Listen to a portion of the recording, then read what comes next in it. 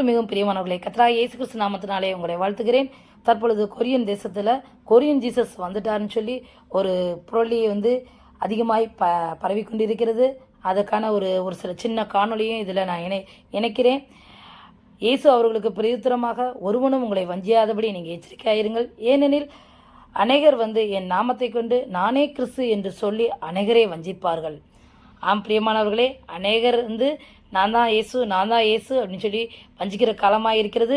இந்த காணொலியை நீங்கள் ஒரு விஷயம் பாருங்கள், அங்கே எப்படி சொல்கிறாங்கன்னு பாருங்கள். இப்படிப்பட்ட காட்சிகள் இப்போ மிகவும் வைரலாகி பரவிக்கொண்டு வருகிறது.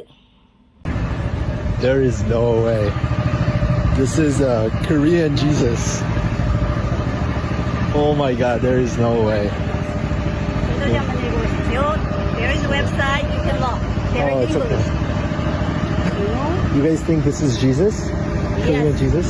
No, there is not Korean Jesus. Oh. 2,000 years ago, Jesus was a human being, right?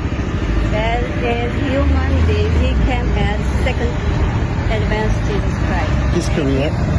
He's Korean. Oh, Jesus is Who Korean. who says he is not? You never know what you're missing. What's his name?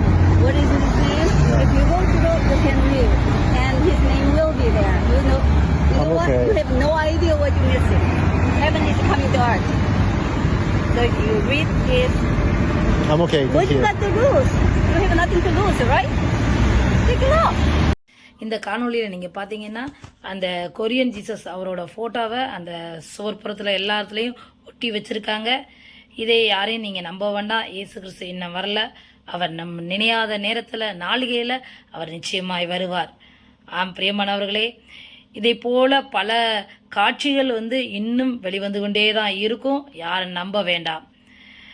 கர்த்தர் நம்ம எதிர்பார்க்காத நேரத்தில் தான் அவர் வருகிற தேவனாக இருக்கிறார். நம்ம எல்லாரும் ஆயத்தமாக இருப்போம் அவர் வருகையிலே நாம் எடுத்துக்கொள்ளப்பட.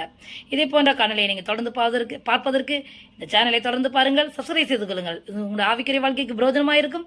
நீங்கள் ஜெபிப்பதற்கும் ஏதுவாக இருக்கும். தேவன் தான் உங்களை ஆசீர்வதிப்பாராக. ஆமென்.